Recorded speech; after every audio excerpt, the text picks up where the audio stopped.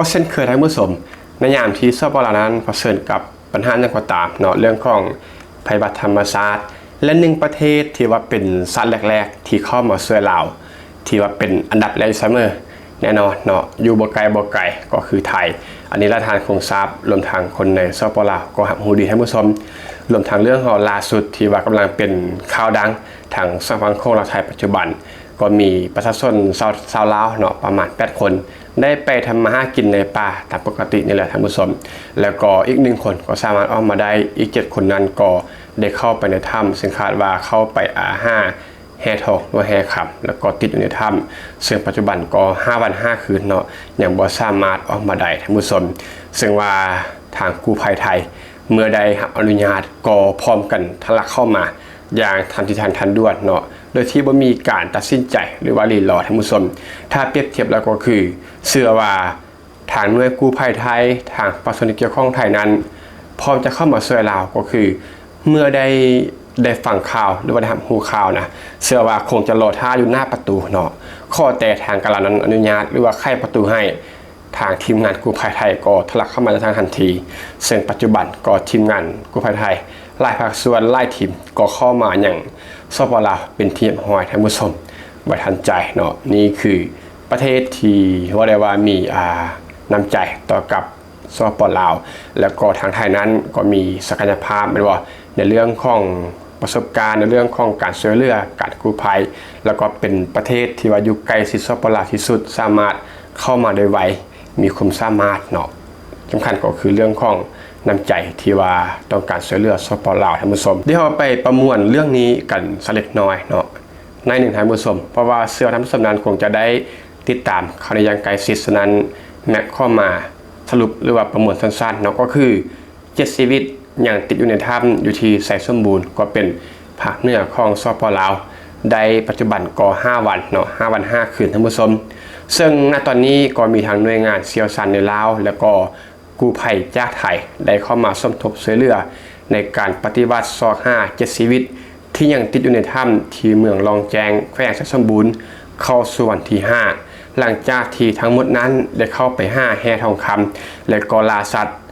แล้วก็มีฝนตกหนักท่านผู้ชมเห็นให้นำปลาไหลลากเข้าปิดปากถ้ำหรือว่าปิดทางออกซึ่งบ่สามารถออกมาได้สรุปเหตุการณ์เลยก็คือจุดเริ่มต้นนั้นได้เกิดเมื่อวันที่20 พฤษภาคมที่ผ่านมาเนาะปัจจุบันก็รวมเป็น5 วัน 5 คืนซึ่งมีชาวบ้าน8คนได้เข้าไปในถ้ำที่มีความลึกและก็ซับซ้อนแล้วก็ได้มีหน้าที่ผู้ที่รอดชีวิตเนาะก็คือคนที่8ได้เปิดเผยว่าในขณะที่ตัวเองนั้นอยู่ชั้นที่4ก็ได้เกิดนำปลาไหลลากเข้ามาในถ้ำอย่างไววาจึงตัดสินใจฟ้าวนี้ออกมาได้อย่างทันการเนาะก็คือยังไม่ได้เข้าไปเลิกเนาะอยู่ในโถงที่ยังสามารถออกมาได้แต่ว่าทั้ง7คนนั้นยังติดอยู่ภายในถ้ำท่านผู้ชมตอนนี้ที่ลาวนั้นก็ได้ระดมกำลังในการสูบน้ำออกแต่ยังพบอุปสรรคก็คือฝนตกอย่างต่อเนื่องแล้วก็การควบคุมช่วยเหลือเนาะทางการลาวนั้นก็ได้ประสานควบคุมช่วยเหลือจากทางกู้ภัยไทยทีนี้ก็คือส่วนหน้าของ7ชีวิตเนาะที่ว่ายังติดอยู่ในถ้ำแล้วก็ยังคงรอการช่วยเหลือท่านผู้ชมแล้วต่อมานี่ก็เป็นใบเสนอเนาะเป็นใบข้อความช่วยเหลือนั่นแหละท่านผู้ชมที่ว่าทรงถึงสมาคมสายทานแห่งประเทศไทยซึ่งเนื้อในก็ประมาณว่าข้อให้หน่วยงานที่ว่าเกี่ยวข้องในงานที่เชี่ยวชาญเนาะว่าจะเป็นกู้ภัยหรือว่าหน่วยงานเฉพาะทางรวมถึงอุปกรณ์ต่างๆที่ใช้ในการช่วยเหลือเนาะก็คือข้อความช่วยเหลือนั่นแหละท่านผู้ชมและเมื่อนั่งซื่อนี้ออกมาท่านผู้ชมคุณป่อนก็บ่รอช้าเนาะคุณป่อนก็เป็นกู้ภัยเนาะเป็นหัวหน้าทีมกู้ภัยที่มีชื่อเสียงในประเทศไทยซึ่งคนละก็รู้จักอย่างแพร่หลายท่านผู้ชมแล้วก็ได้โพสต์แคปชั่นเอาไว้ว่าหนังสือจากทางการเหล่านั้นออกมาแล้วเนาะให้อาสาทั้งหมดและก็พนักงานพร้อมเพรียงกันอยู่ที่สำนักงานใหญ่อันนี้ก็คือแจ้งการถึงลูกทีมท่านผู้ชมเพื่อจัดการเตรียมอุปกรณ์และจะเดินทางไปยังประเทศลาวไปสนับสนุนช่วยเหลือคนติดภายในถ้ำ7คนเน้นย้ำให้มีความพร้อมเพรียงกันในเวลานี้ท่านผู้ชมนั่นแหละดังที่แม็กได้เว้าไปในต้นคลิปเนาะแม็กเชื่อว่าทางหน่วยงานที่เกี่ยวข้องไทยทางกู้ภัยไทยนี้พร้อมเนาะพร้อมที่จะเข้ามาอย่างเต็มที่ก็คือเมื่อได้ทราบข่าวนี้ทุกคนนี่น่าจะท่าอยู่หน้าบ้านละก็เพียงแต่มีใบเปิดประตูเนาะเพราะว่าแน่นอนแล้วว่า การเข้ามาช่วยเป็นเรื่องดีอย่างแน่นอนแต่ว่าบ่สามารถเข้ามาอย่างพลการได้มันบ่ต้องมีใบออกมาอย่างชัดเจนนั่นก็คือการเปิดประตูเมื่อทางการลาวออกใบแจ้งการออกมาแล้วก็คือการเปิดประตูทางทีมงานกู้ภัยไทยและหลายทีมก็ทะลักเข้ามาทันทีท่านผู้ชม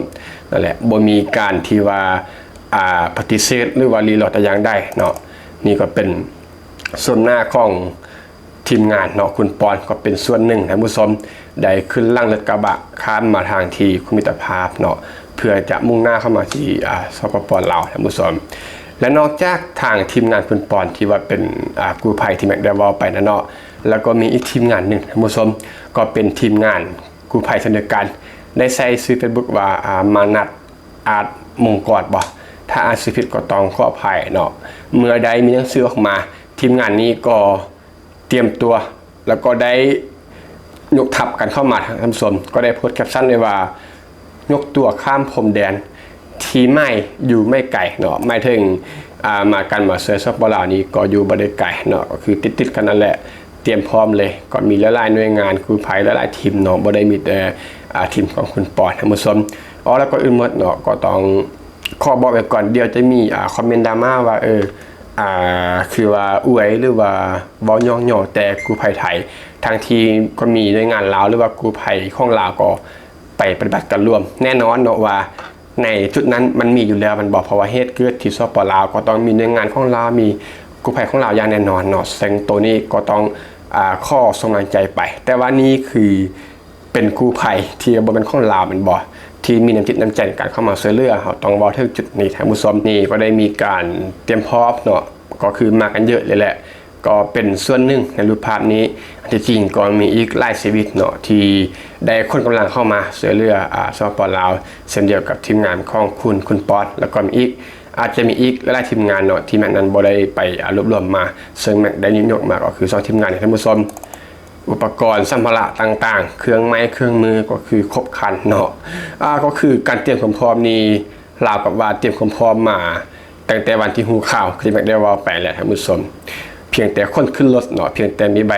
แจ้งการออกมาก็คนอุปกรณ์คนสำหรับต่างๆขึ้นรถแล้วก็มุ่งหน้าสู่สปป.ลาวนี่ก็เป็นบังน่าจะเป็นทั้งออกซิต่างๆเนาะเครื่องมืออุปกรณ์ในการดำน้ำแล้วก็เป็นเครื่องจักรในการสูบน้ำเนาะเพราะว่ามันต้องได้ใช้ได้สูบน้ำเป็นบ่ในการดูดน้ำออกมาจากถ้ำเช่นเดียวกับตอนที่13หมู่ป่าบ่ที่ติดในถ้ำเนาะก็ใช้เครื่องจักรดูดน้ำไล่เลยแหละท่านผู้ชมในการดูดมานี่ก็เป็นภาพบรรยากาศโดยรวมท่านผู้ชมของทีมงานกู้ภัยจากทางฝั่งไทยเนาะกำลังข้ามมาจากด่านท่านผู้ชมคนเครื่องขึ้นรถกระบะเนาะคนเครื่องจักรเครื่องไม้เครื่องมือต่างๆรวมทางรถอัมโบลานเนาะก็คือเป็นภาพที่น่าประทับใจซึ่งต้องข้อบอกเลยว่าเป็นภาพที่มันเกินบรรยายเนาะเฮาก็บ่สร้างจะบรรยายอย่างหรือว่าจะว่าสิ่งได้นั่นแหละนอกจากคำว่าขอบคุณเนาะเพราะว่าหลายเหตุการณ์หลายภัยพิบัติที่ผ่านมาเนาะน้ำท่วมต่างๆอะไรทำไมก็คือทางกู้ภัยไทยหรือว่าทางหน่วยงานของไทยก็ได้เข้ามาช่วยเหลือก็คือแทบจะเป็นประเทศแรกๆเนาะที่เข้ามาสปป.ลาวที่แม่ได้ว่าเป็นนั่นแหละก็คืออยู่ไกลมีน้ำใจมีความสามารถท่านผู้ชมแล้วก็ที่สำคัญก็คือเรื่องของภูมิภาคมันบอกก็คือไทยกับลาวมันก็คล้ายๆกันฉะนั้นในการปฏิบัติงานก็สามารถเอาประสบการณ์จากไทยนั้นมาใส่สปป.ลาวได้นี่บ่งบอกถึงการให้ความไว้วางใจเนาะจากทางการลาวเอาฮอเนาะไปรับเอาน่าจะเป็นคุณมานัทแหละดังที่แม็กได้ว่าไปเป็นหัวหน้ากู้ภัยอีกทีมหนึ่งท่านผู้ชมไปรับเอาเลยเพื่อให้ไปถึงเป้าหมายหรือว่าพื้นที่ได้ไหวท่านผู้ชมเพราะเรื่องนี้เป็นเรื่องที่บ่สามารถรีรอได้ท่านผู้ชมก็เป็นเรื่องที่ผู้เชี่ยวชาญนั้นไปถึงไหวก็ยิ่งดีเป็นบ่ในการให้คำปรึกษาหรือว่าระดมกำลังระดมสมองกันท่านผู้ชมในการเอาผู้ที่ติดถ้ำออกมานี่ก็เป็นภาพคร่าวๆเนาะของโครงถ้ำปากถ้ำก็ปิดท่านผู้ชมทาง7ชีวิตก็อยู่ในตามภาพนี้เลยและนี่ก็เป็นภาพก็บ่ได้มีอย่างเนาะเป็นวิดีโอประมวลคร่าวๆเนาะของคนในเหตุการณ์บรรดาพี่น้องต่างๆที่รอความช่วยเหลือเนาะเข้าไปบะไปบูชาต่างๆท่านผู้ชม ก็ประมาณก็แล้วกันรับเรื่องของ EP นี้สุดท้ายนี้ก็ต้องขอบใจเนาะก็ต้องขอเป็นตัวแทนในนั้นเป็นคนลาวขอบใจทางทีมงานที่เกี่ยวข้องหรือว่าอย่างก็แล้วแต่นะกู้ภัยของไทยที่ได้ให้การสนับสนุนเข้ามาช่วยสปลาวอีกครั้งเนาะเป็นประเทศแรกๆในท่านผู้ชมแต่ทุกท่านที่เข้ามารับชมรับฟังพบกันใหม่ในชีวิตต่อไปขอบใจ